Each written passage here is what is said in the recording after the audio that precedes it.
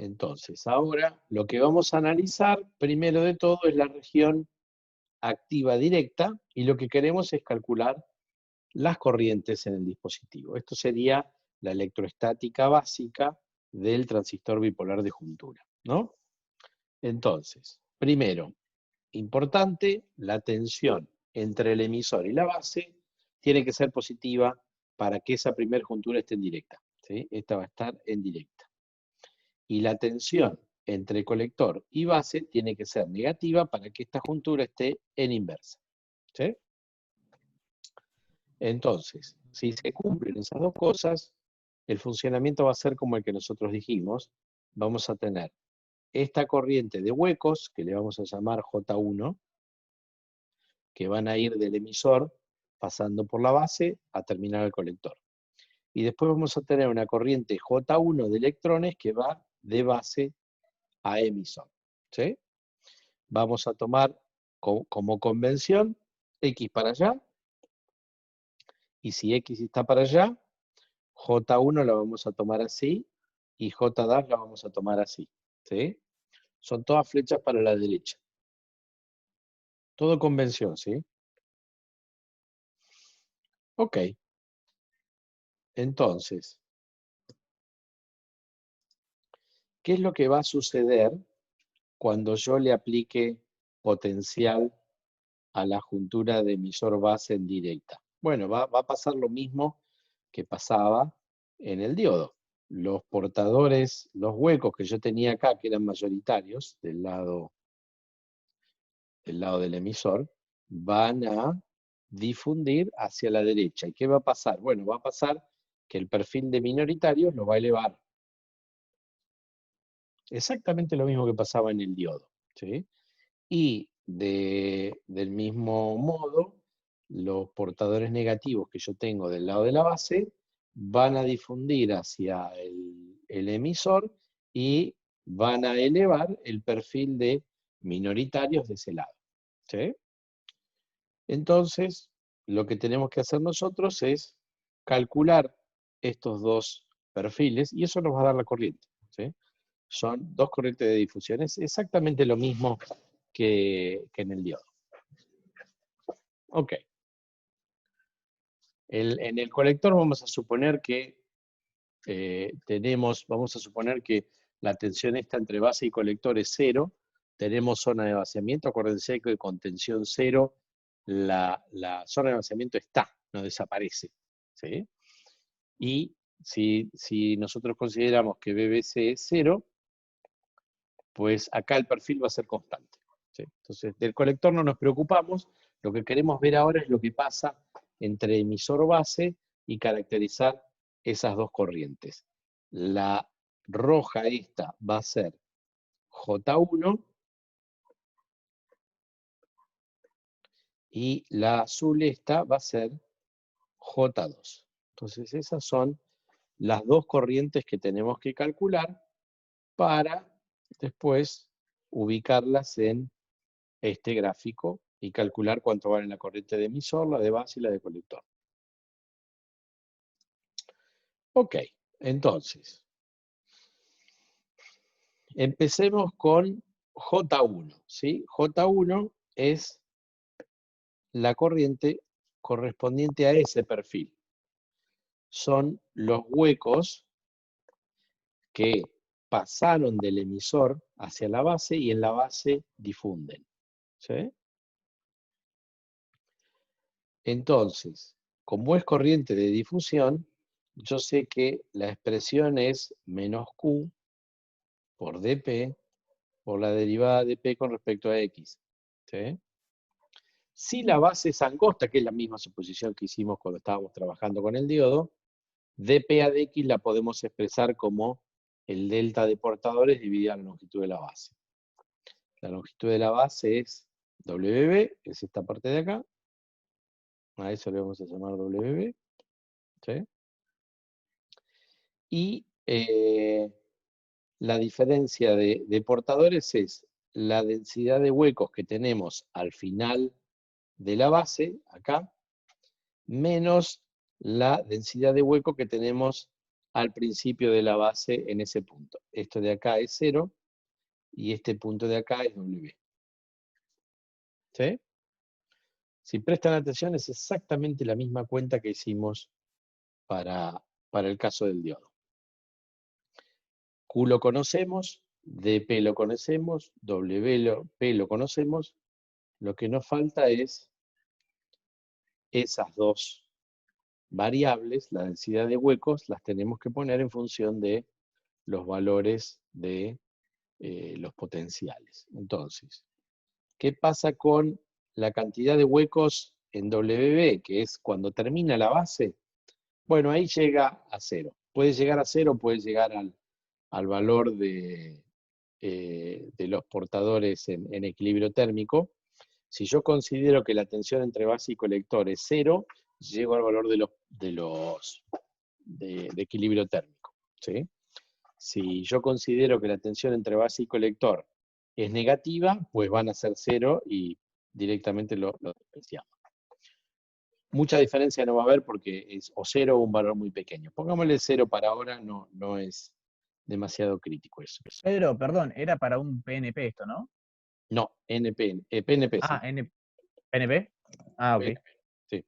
Sí, fíjense que lo que aparece acá, que estamos contabilizando ahora, son huecos que salen del emisor, que es tipo P.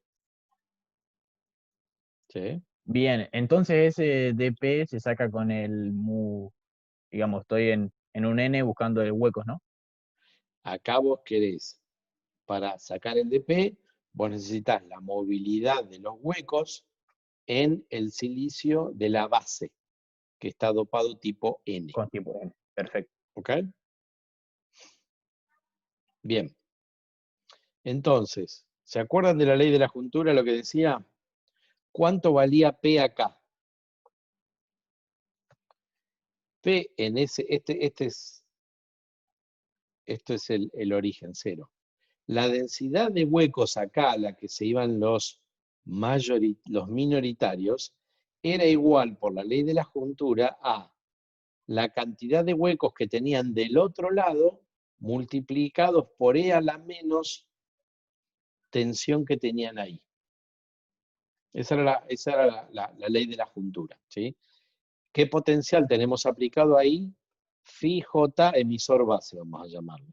¿Sí? Ese es el potencial que tenemos en esa juntura. Entonces, P0 va a ser, fíjense la notación que utilizamos acá, la densidad de aceptores en el emisor, ¿sí? Na sub B, eso es la cantidad el dopado que le estamos poniendo al P.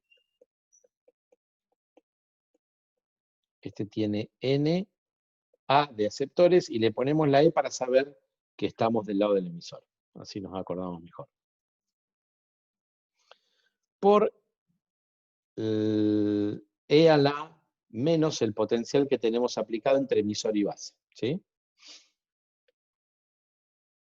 Misma cuenta que para el diodo. Ahora, ¿a qué es igual el potencial entre el emisor y la base? El potencial de juntura que tengo ahí. Bueno, es el potencial que yo tenía en equilibrio térmico cuando no tenía ningún tipo de tensión aplicada, menos la tensión que le aplico en directa. ¿Sí? Lo mismo que el diodo. Cuando le aplico un potencial VB en directa, ¿qué es lo que hago? El potencial que tenía phi EB lo achico en esa magnitud. Y cuando lo achico en BEB, lo que hago es bajar la barrera y difunden. ¿Sí? Entonces, el potencial de la juntura con tensión aplicada es el potencial intrínseco que tenía. Este phi B EB no es más ni menos que phi P del phi N de la base menos phi P del emisor. Los dopados me lo definen. Ley de 60 milivolts, dopado, y eso me dirá, tendré, no sé, 700 milivolts, 500 milivolts, 800 milivolts, lo que sea. ¿Sí? Entonces, ¿qué hago ahora? Bueno, reemplazo phi j acá. ¿Sí? Si hago eso, fíjense que me va a quedar NA del emisor por E a la menos el phi de la juntura, que es E a la menos phi B emisor base por E a la BEB, dividido UT, ¿no? ¿Sí? Y ahora, esto de acá, de la misma manera que cuando teníamos el diodo, eso de ahí, por la misma ley de la juntura, es la cantidad de portadores minoritarios que yo tengo en el material, en la base, en equilibrio térmico, o sea, Pn de la base. Los P que hay en la base, que es tipo N, en equilibrio térmico. ¿Sí? Y esto que queda acá es el potencial que yo le estoy aplicando, por E a la BB sobre UT. ¿Sí? Entonces, ese valor lo reemplazo acá, y el otro era 0, con el menos se me va el menos, así que me queda esta expresión para la corriente J1. Q por la difusividad de los huecos, por PNB dividido WB por E a la BB sobre UT. Si quieren, acuérdense que el PNB era NI cuadrado sobre el dopado de la base. El dopado de la base era ND en la base. ¿Sí? Así que esto también lo podría poner como Q por dP por NI cuadrado dividido ND de la base por el ancho de la base, todo por E a la BB sobre UT. ¿Sí? Y ahí me queda todo en función de parámetros físicos de dopado y de la constante difusividad y el tamaño, que es el ancho, la longitud, perdón, que tenga la base. ¿Estamos hasta ahí? Ok. Bien, ahí tenemos nuestra expresión para J1. Fíjense que no es ninguna sorpresa. La corriente de ese diodo que se forma entre emisor y base es una constante por E a la tensión entre emisor y base. Es un diodo. ¿Sí? Bien. Ahora hacemos lo mismo para la corriente J2. J2, acuérdense que es así, y es esta. ¿Sí? La corriente de electrones que salen de la base y pasan para el emisor. Planteamos la expresión de J2, que era Q por dN por la derivada de n con respecto a x. ¿Sí? Entonces nos queda Q por dN, la derivada de n con respecto a x nos va a quedar el valor de n acá, o sea, en 0, menos el valor de n al inicio del emisor, que sería en menos WE. ¿Sí? Estamos suponiendo que el emisor tiene una longitud de WE. Entonces es la concentración a la derecha menos la concentración a la izquierda, dividido el delta X, que es la longitud que tenga el emisor. ¿Sí? Entonces, ¿cuánto vale en este punto? Bueno, en ese punto es la concentración en equilibrio térmico, o sea, la cantidad de electrones que tengo en el material P, que es el emisor. Esto va a ser NI cuadrado dividido el dopado de el emisor, que está dopado con aceptores, y le ponemos el subíndice E. ¿Ok? Esa va a ser la cantidad de electrones que tengamos en esa punta. ¿Y cuánto vale la concentración de electrones del lado derecho? Bueno, a esa le aplicamos la ley de la juntura. Va a ser el nivel de portadores que tengamos acá, en la base, multiplicado por E a la menos el potencial entre emisor y base. Es decir, va a ser el ND en la base, la cantidad de impurezas donadoras que yo tengo en la base, por E a la menos J, por E a la menos phi J EB sobre UT. Acá le aplicamos lo mismo que antes, ¿sí? Acuérdense, lo teníamos en la transparencia anterior, el phi J entre emisor y base es el potencial phi B entre emisor y base, ¿sí? Sin potencial aplicado, menos la tensión aplicada. Hacemos el mismo truco de meter eso adentro de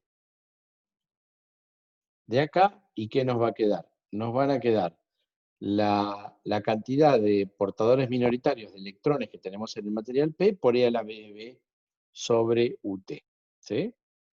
Entonces, ahora reemplazamos esto acá y esto acá. ¿Y qué nos queda? Fíjense, nos queda NPE por E a la BB sobre UT menos NP, multiplicado por Q por DN y dividido por la longitud del emisor.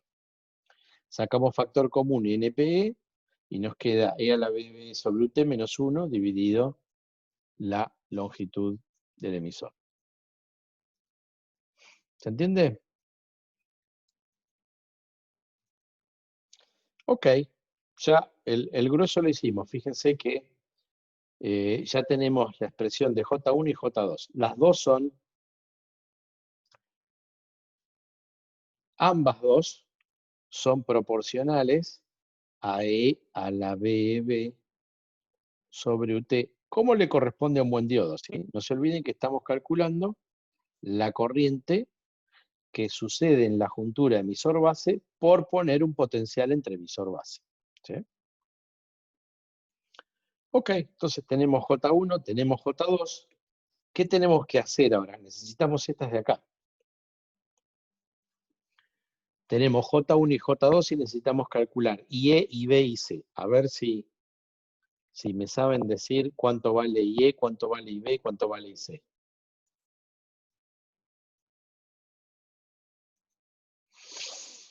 En función de J1 y J2, ¿no?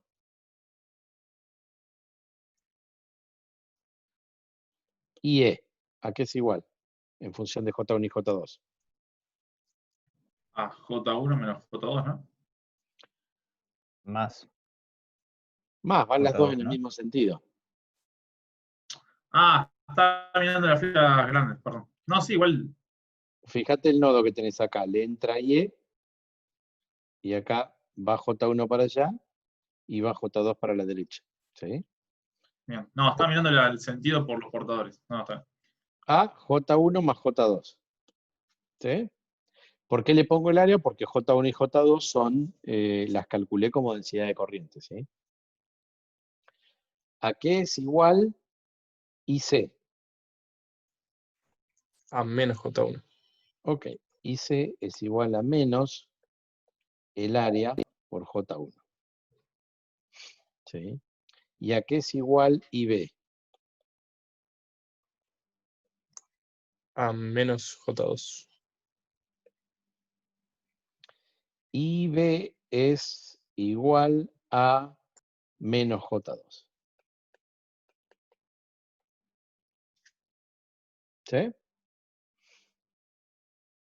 Acuérdense que tienen que igualar a la flecha J1 y J2, no a los flujos de portadores estos. ¿Sí? Tenemos que igualar a esto y esto. ¿Sí? Así que efectivamente nos queda de esta manera, así como está acá. IE es el área por J1 más J2, la corriente de base es directamente menos J2 y la corriente de colector es menos J1. ¿Sí? Entonces fíjense, la corriente de colector son los huecos. La corriente de base son los electrones. Y la corriente de emisor es la suma. Entonces sigue teniendo sentido que la corriente de emisor sea la más grande, porque es los electrones y los huecos, los dos.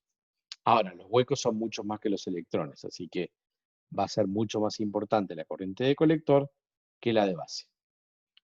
Y como los electrones son muy poquitos, la de emisor y la de colector van a ser más o menos iguales. Ok. Entonces, si ahora las ponemos en función de las expresiones que encontramos para J1 y J2, cuando sumamos fíjense que esta es la expresión de IB, es directamente menos A por J2. Esto de acá es menos A por J1. Y lo que vamos a hacer en la suma es, acá vamos a despreciar ese menos 1. Fíjense que si esto está en directa, E a la B sobre UT va a ser bastante más grande que 1. ¿Sí? Entonces, si despreciamos el 1S que le estamos restando a la exponencial, podemos sacar factor común cuando la sumamos, E a la B sobre UT, y nos va a quedar esta parte que está acá, ahí, y esta otra parte, acá. Entonces, la corriente de emisor es el área por una constante, que es la suma de esos dos productos de constantes que le quedan tanto a la de base como al colector, por E a la BB sobre UT. ¿Sí? Voilà, ahí tengo las expresiones de las corrientes en la región activa directa, no hay que olvidarse de eso. ¿Sí? Bien. Inspeccionemos un poquitito más la relación que hay entre estas corrientes. ¿Se acuerdan que yo les dije que la corriente de colector o la del emisor iba a quedar proporcional a la de base? Y ese era el atractivo del dispositivo, porque yo podía mover la de base, modularla, que era pequeña, y lo que lograba era modular la corriente más grande, la de colector y base. Bueno, fíjense, si uno hace primero que todo el cociente entre corriente de colector versus corriente de emisor. Corriente de colector es este término por E a la BB a la BB sobre UT.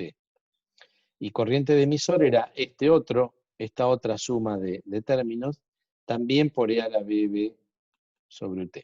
O sea que cuando yo hago el cociente, estos dos términos se van y me queda que el cociente de las dos corrientes en activa directa es eso que está ahí. ¿Sí? Lo puedo maniobrar un poquito y lo puedo poner de esa forma. Y ese cociente que se llama alfa F, ¿sí? Fíjense que está determinado es 1 sobre 1 más. Y acá tengo la difusividad de electrones sobre difusividad de huecos, el dopado de la base sobre el dopado del emisor, y el ancho de la base sobre el ancho del emisor. Cuando yo reemplazo por algunos valores estándar, este valor de alfa me queda muy cercano a 1, pero no igual a 1, un poquito más chico. ¿Sí? Lo cual es razonable, digamos, en un buen dispositivo, IC debería ser cercano a IE, casi igual, pero un poquito menor. ¿Sí?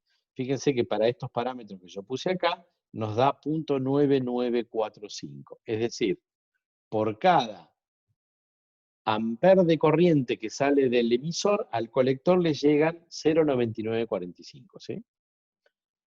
Entonces a mí me conviene, cuando yo estoy haciendo el dispositivo, que ese número sea lo más parecido a 1 posible, porque eso va a querer decir que la corriente de colector y el emisor son muy parecidas.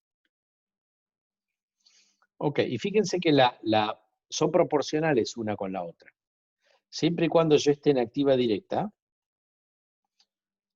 una es proporcional a la otra. No depende de ninguna tensión. Son proporcionales. ¿Sí?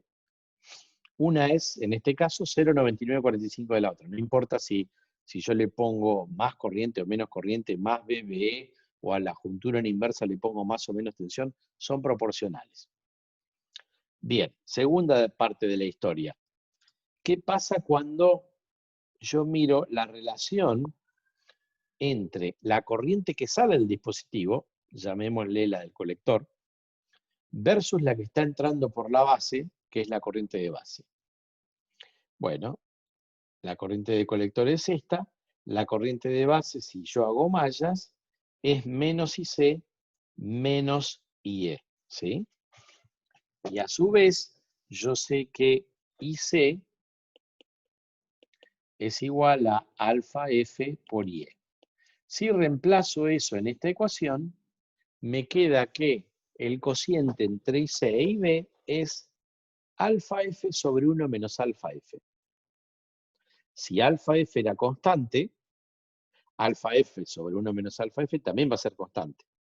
Es decir, que la relación entre la corriente de colector y la corriente de base también va a ser una constante, un número fijo. Ahora, ¿cómo va a ser este número? Alfa F sobre 1 menos alfa F. ¿Qué les parece? Mayor a 1. Mayor a 1. Bastante más mayor a 1. Fíjense, déjenme que agarre la calculadora. ¿Dónde tengo la calculadora?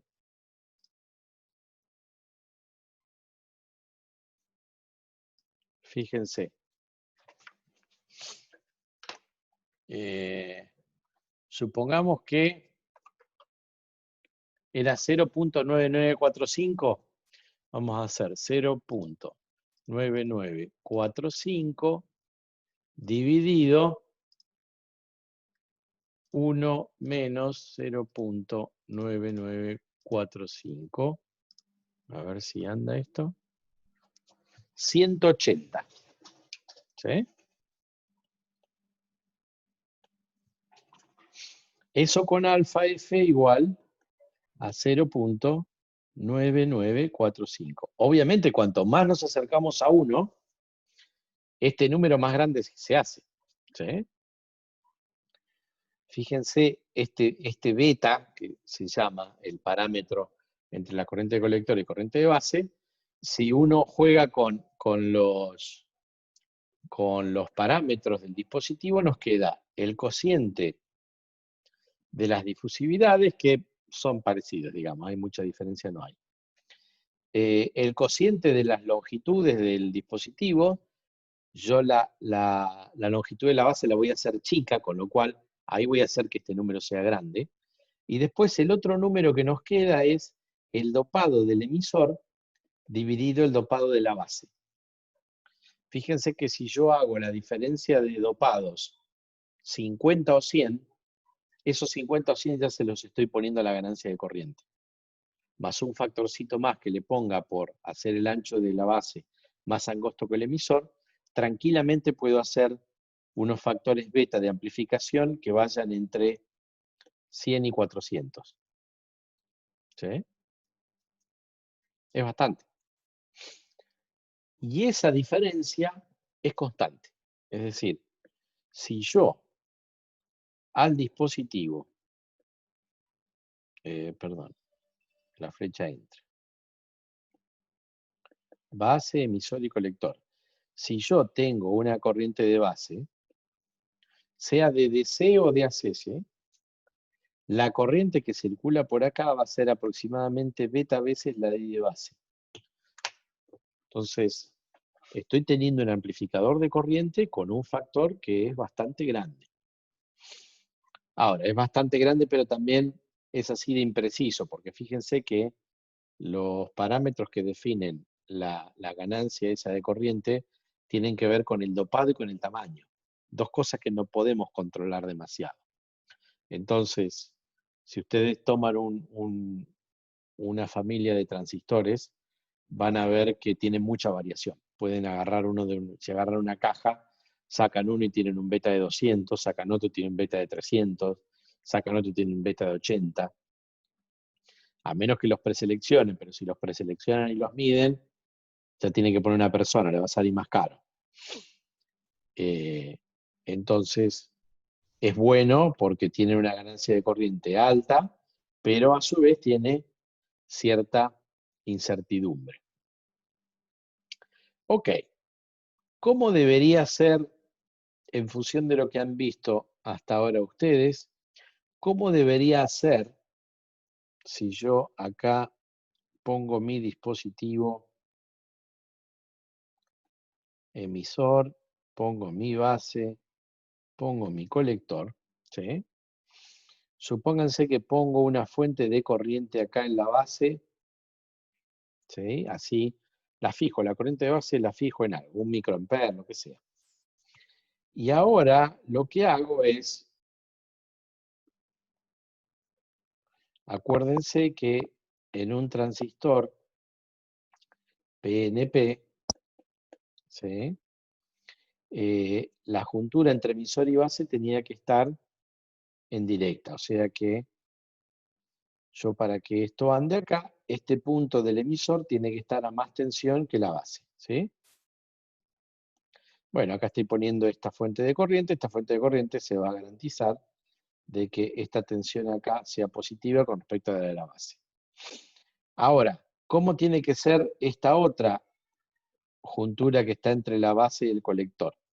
Esa tiene que estar en inversa, o sea que el colector lo tengo que llevar para abajo.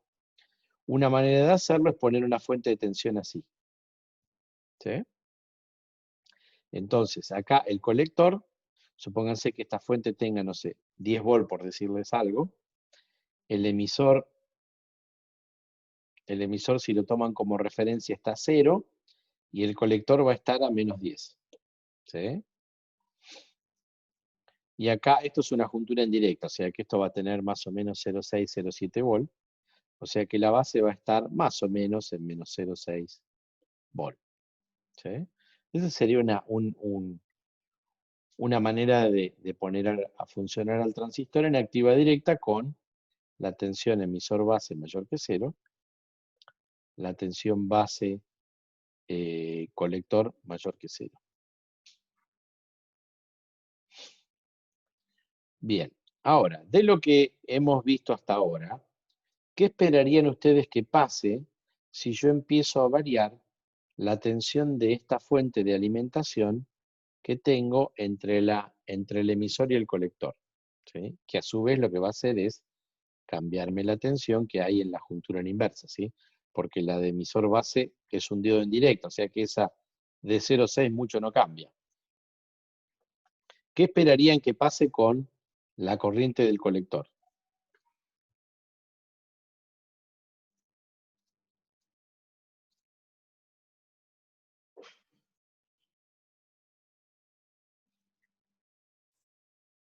¿Qué les dice esa ecuación de beta?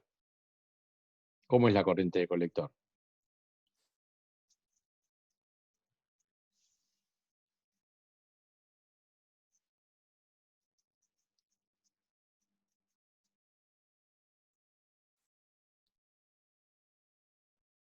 Es proporcional a la base por un factor beta. Es proporcional a la corriente de base, exactamente. ¿Sí? Así que, si yo varío la tensión entre el emisor y el colector, la corriente de colector debería quedar constante. Y efectivamente, cuando uno mira las curvas de salida, fíjense cómo estamos tomando las curvas de salida, ¿no? La corriente de colector, los ejes están así. Esto es corriente de colector. Esto así es la tensión colector-emisor. ¿Sí? Estamos en el tercer cuadrante con este dispositivo de la misma manera que el PMOS. Pero cuando nosotros ponemos una corriente de base constante, esta curva sería para una I de base. ¿Sí? Tenemos una corriente de colector casi constante, por más que nosotros vamos cambiando el potencial que tenemos aplicado entre el emisor y el colector. ¿Sí? Entonces vamos variando en este ensayo que tenemos en el dispositivo, Supónganse que el emisor lo tienen fijo y ustedes van variando la tensión con esta fuente del colector. Acá la corriente esta la tenían fija también con una fuente de corriente. Este punto se lo van llevando para abajo y la corriente es constante. Hemos logrado hacer de la misma manera que teníamos en el PMOS, cuando poníamos una tensión de gate fija. Acá cuando ponemos una corriente de base fija, fíjense que tenemos una curva muy plana de la corriente de colector. ¿Sí? Esta situación, esta es la zona de activa directa. Entonces, mientras estemos en activa directa, para lo cual necesitamos que la tensión entre el emisor base sea positiva y la tensión del colector sea más baja que la base, el dispositivo va a amplificar corriente y la corriente de colector va a ser beta veces la de base, constante. Fíjense que, bueno, acá hay una pequeña pendiente, eso es del efecto de Early, que lo vamos a ver en la próxima clase. Ok, por hoy vamos a parar acá. Seguimos la próxima clase.